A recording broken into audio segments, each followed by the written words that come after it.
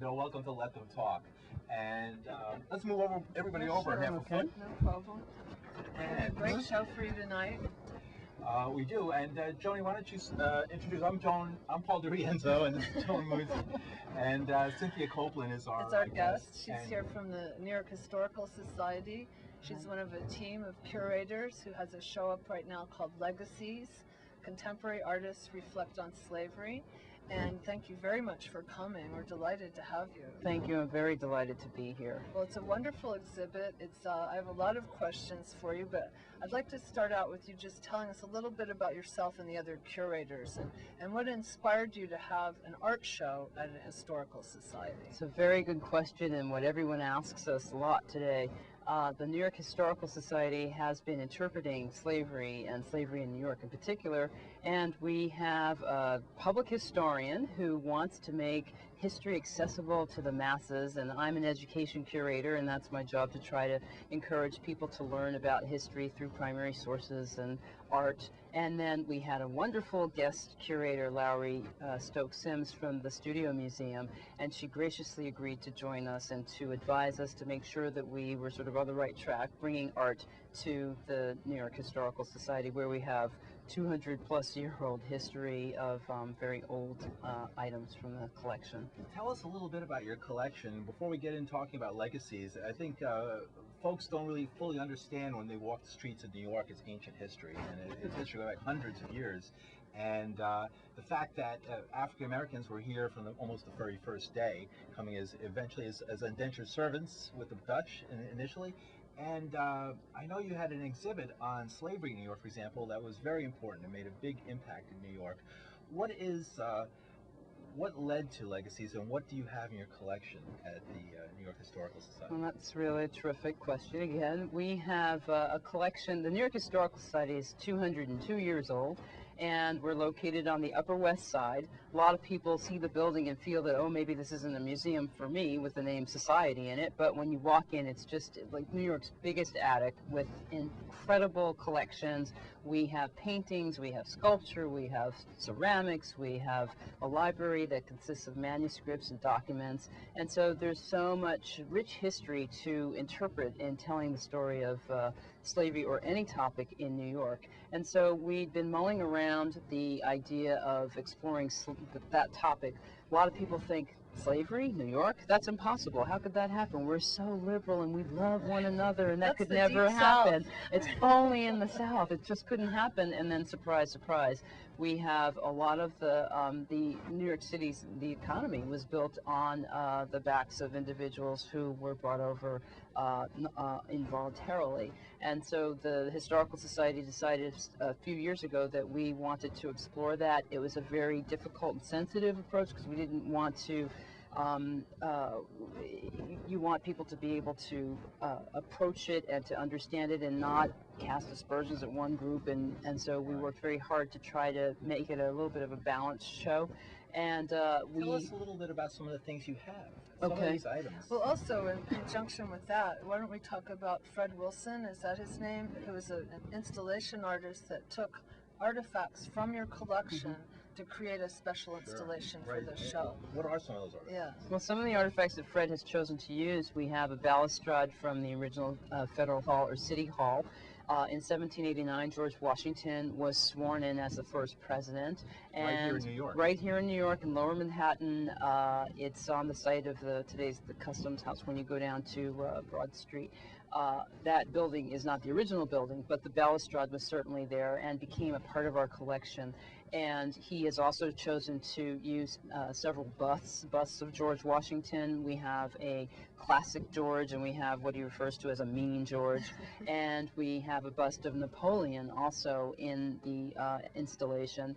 Then there's a cigar figurine that is in the shape, he's been carved as an African American, and he's resting on a pole, and he's holding an edition that we added, a Liberty Cap. And then on the other side of the installation, we have an assortment of manacles, shackles, slave tags that were used in South Carolina when enslaved people were hired out to do certain types of work. On the slave badges, you have the type of occupation, so we have porters and servants. You also have the year that the person was doing that particular job, and then there's another number to indicate that they would be paying taxes on their work. So, and then we have a lovely miniature of Toussaint Louverture, which is painted. It's a watercolor that's on a piece of ivory, and it's an absolutely exquisite piece. And so Fred is looking at the notions of liberty and what does that mean and how it's all negotiated, depends upon your perspective, where you're coming from, and trying to engage the objects in dialogue and juxtaposing And tell us about them what a differently. liberty cap is, because Sure. this was a really beautiful sort of addition to the whole collection of things that he put together. Yes, the Liberty cap is, it's just sort of a ski cap with a point, if you think about it, and they tend to be, they're red. And in ancient Rome, when people were released from bondage, from slavery, they were bestowed with this Liberty cap. It's also known as a Phrygian cap. And that was your symbol of liberty, and several revolutionaries have adopted that. Whenever you look at images of the American Revolution or the French Revolution or the Haitian Revolution, you see that cap being waved in the images. And also a lot of the states, when they were incorporated, they established a seal. You will see images of Columbia or Minerva holding a liberty pole, and atop that pole will be a liberty cap. Right, so this is all from New York history, and so the artist took these items. You actually gave the artist access to these items. To the artifacts. He yeah. basically mined Is the that sort museum. of unusual for a museum to do that? It is, but that's what Fred does. And if you invite Fred Wilson into your museum, you can expect to have him mine your museum and just create these incredible installations through juxtapositions. Right. By the way, we even though I don't have it posted today, but we have a phone number for folks who'd like to call in and ask questions to Cynthia Copeland. Our number is 212-757-1538. That's 212-757-1538. And we'll take your calls and your questions Yeah, join in the conversation. about this fascinating subject. Seneca, you did something on Seneca Village. Yes, I did. What is Seneca Village? A lot of people, that's right up here on And there's 86th Street. also a piece There is a in the exhibit, so you Absolutely, can yes. talk about both. Seneca Village was a community of African Americans and later Irish immigrants in the 19th century. They lived in an area that is on the site of today's Central Park. Seneca Village was roughly between 81st and 89th Streets, between 7th, what would have been 7th and 8th Avenues today, Central Park West. It was a large community. They had 3 churches. All Angels Church, which today is on the Upper West Side on 81st Street, had its roots in Seneca Village, and so did Mother Zion Church, which is up on 137th Street in Harlem.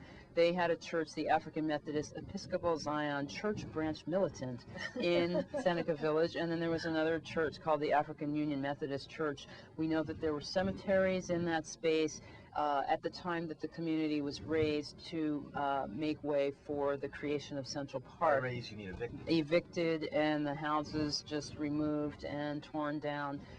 That was, when that happened, there were approximately 300 residents there. It was a thriving community. Many members of the community were what we refer to as race men and women who were trying very hard to uplift the race. They were fighting for causes, for example, black male suffrage. In order for African American males to gain the vote, they were part of these organizations. There was a mutual relief society, sort of an insurance company for the community. They were promoting education among schools. There were 2 schools in the community, a greenhouse. So it was definitely thriving and a large expanse. When you think 81st to 89th, it doesn't sound that large, Those rocks but there. you take a walk There's through. a rocky area Now, there. where Yes. did they all go after it was? Well, that's a good question. We're still investigating that. We're not sure. We suspect that some of the people moved uptown as Harlem starts to develop and the trek up north is happening. We think people went there. We think some people returned to some of the communities in the lower portion of the city or on the west side in the Tenderloin area. There was a family that I'd been following. I think they ended up in a place called Skunk Hollow in New Jersey, the Cisco family. And I'm continuing to do investigations on that family, but we think they were there, and some let's in talk Queens. a little bit about the piece in the show. Mm-hmm. So we have a wonderful piece called The Celestial Praise House. It's by so Leslie beautiful. King Hammond and Jose Mapili. And what they have done is they have created a space out of plexi. They've interpreted what a church or praise house would look like, and they have integrated these incredible semi-precious stones and beads, and they have recreated the map, the topographical map, out of oyster shells and stones and turtles and symbols that are very important of significance within the African American community. It's a fairly large piece, I'd say.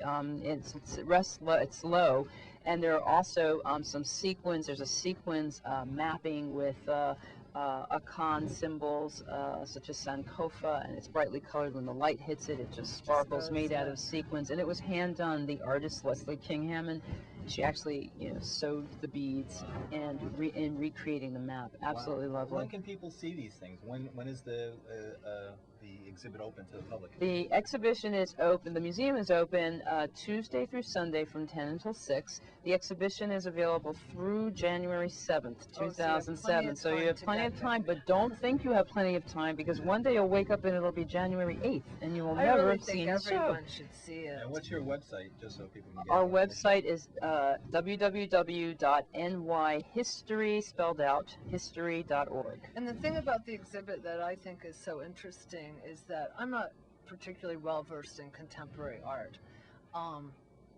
but it seems to me that it's an incredibly accessible exhibit, that you can learn things, you can be delighted. It's not at all depressing. I felt that the atmosphere in the room was very uplifting. And there's a piece that's like a helix with a mirror at the top and the bottom. Talk about that one a little. That one, you just feel like you're traveling. Absolutely. That piece is the Mandela and Anne Frank piece, and it's by Joe Lewis. And the idea behind the that tower, if you will, is it's about 17 feet in height and circular. And the artist wanted to have our visitors think about the relationship, the importance of learning about connections through diaries, through unfortunately the horrible atrocity of genocide, not just what occurred during the Holocaust and also during the Middle Passage, but we have wars constantly today. And so in this endless column of names, based on the Brancusi endless column of names, we have this tower that's just spectacular, and you really have to come and see it in order for me to do it justice. Go on forever. Exactly. You look up or down, and it just, the names are to remind you that we're all connected in one way or another, and we're all responsible for taking action. And well, the other thing that was fascinating is this is not restricted to slavery in New York. It's not restricted to slavery in the past, and it's not restricted to slavery in the United States. There's an incredibly moving video of a man, I think his name was Simon Deng, from the Sudan. Yes. Oh, I mean, you don't think this is still going on, and it is. Yeah, that's true. My colleague and co-curator Kathleen Hulster and I and Larry, when we were thinking about and conceptualizing the show, we thought that we needed to, as we were approaching artists and looking at art, we recognized that there were some recurring themes such as scars, great escapes, work, that sort of thing. So we tried to gather material around those themes. We didn't arrange it that way necessarily in the exhibition, but that was the thinking behind it. And then we thought that we need to bring this to contemporary times, and we also need to tell the story of slavery on the global perspective. So we started where at one point we had a lot of stateside artists. We thought, you know, we really need some representation from the Caribbean and from Africa too, if we can. And so the horrors that are happening over in the Sudan made us think we need to do this. And we happened upon an organization called the American Anti-Slavery Group, which is interesting. They're based in Boston, just as they were back in the 19th century. They've been at it for a while, and their website is iabolish.org. And what they do is they help to bring people who have gone through, who have been enslaved in the 20th century, and bring their stories to the States, and they serve as spokespeople telling about the atrocities that still continue today. And that's kind of how they make their living, and they're educating the public. And we have a video that is available for that. Very quite indeed. Simon Dang was enslaved from the ages of 9 to 12. He's about in his late 40s, early 50s now, and he was asked to change his name, asked to become a part of the Arabs came, and in the Sudan he just had a rough time, but he managed to escape and get back to his homeland. And once there, he determined that he wanted to have his tribal markings placed upon him, so he went through the scarification and initiation process so that people would know that I belong and this is my nation, this is who I'm with. Wow. Talking a bit more about the overall history of slavery in New York, a lot of folks, I guess, don't really know the details of it. When was slavery finally abolished in New York State? Slavery was abolished in 1827. 1827? Yes. That's not that long ago. No, it's not that long ago at all, and considering that you have European contact in the 1600s, and the levels of slavery get a little bit worse after I mean, it's bad when it's under the Dutch, but certainly when the British are here, the laws are in place, and there's an effort to control individuals. And even the discussions about abolishing slavery began in the late 1700s, and it was not an instantaneous thing. It was gradual. Process. And enslaved children who were born after 1799, they would eventually be free, males when they were 28 years of age and girls when they were 25. Finally, what happened? They made a decree that finally all this gradualism ended when the governor of New York State finally just made a decree. Daniel D. Tompkins of Tompkins Square Park. Right. Indeed, nothing. He's buried, by the way, in St. Mark's Cemetery. St. Mark's Church. You know, I saw it the other day. I was walking by, right next to. I'm actually a member of that church. Stuyvesant, right next to Peter Stuyvesant's grave, which was unfortunately, unearthed by the tree that fell over. Yes, now you can see big the whole hole. Stuyvesant family underneath it. But few people know because, in a sense, what was Peter Stuyvesant's role? Was he pro or anti, or was he didn't care? Peter Stuyvesant was a huge enslaver. He had a number of slaves and took over. Yes, he did. He did indeed. Now, there's one thing that in the exhibit, the Camera Obscura, where you get to experience what it was like for this woman who was imprisoned in an attic. Yes.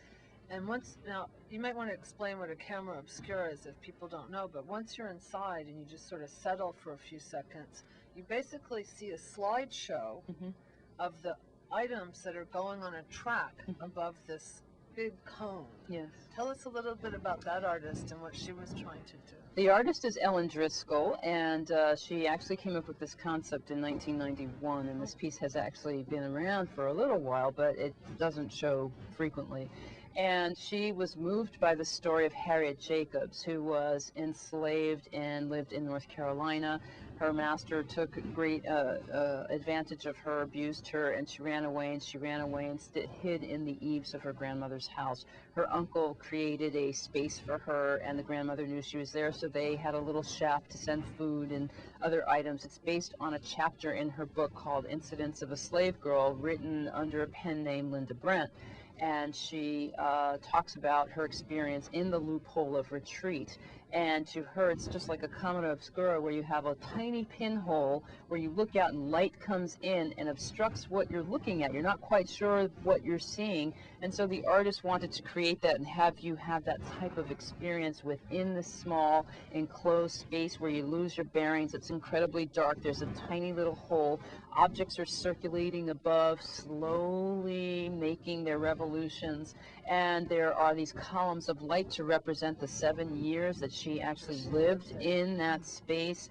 and she thought her children didn't know that she was there, but eventually found out that their children did know she was there, and they would hear coughing, and they would hear just some sounds that reminded them of their mother, so they chose to play just beneath this area and in the dirt and in the sand. And so the artist is playing with the idea of notions of light and suspension and spatial relationships and relations in general. And there's a flip book that is also a part of this that is designed to be sort of the pitch that you would see from an attic or rooftop, and you open the book and there are these transparency of maps that represent North Carolina where she lived, and it's a very intense piece. You just absolutely really have to is. come down and see To it. experience I can't ignore the similarity it has to the, to Anne Frank and the Diary of Anne Frank, and the same type of story, being years and years inside of an attic. Exactly, and that's what's so great about the pieces in the show. Each piece has its own individual story, but when you could thread them, and they all make all kinds of connections and resonance that is just unbelievable. Well, I would like to talk about another piece really quickly before we wrap it up. It's white frames with rhinestones around the edge, and the image is, it almost looks like a person in a piece of jewelry, and then you notice what's behind. Yes. That piece is by Carrie James Marshall. It's called Heirlooms and Accessories. It's based on a famous photograph of a lynching from the 1930s in Indiana. Originally, there were 3 people who were going under this process of this justice system that was taken into the hands of a community or a mob community.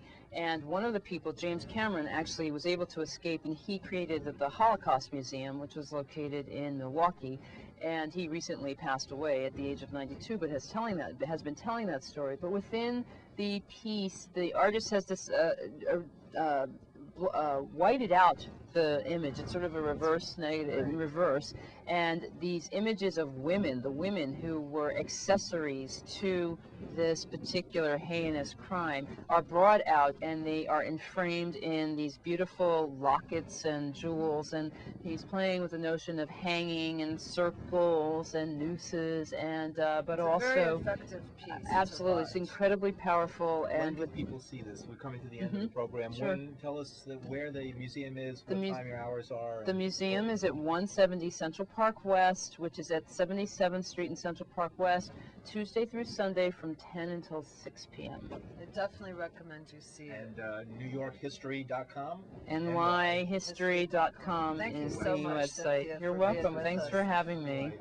And in our last few seconds, what's your favorite? Oh no, that's not fair. I cannot Luckily say, we're going on. I can't say that, but I have to say that we've had wonderful support from Dr. Louise Mirror, who's the president of the institution, who made sure that this show could actually come to It's fruition. a very important show, and I recommend hope that you people come. see it. Thank you so much You're for welcome. coming. Thank you. I really enjoyed There's a lot of talking hidden to history you. in New York. Yeah. We'll see you next week. All right. So, Right.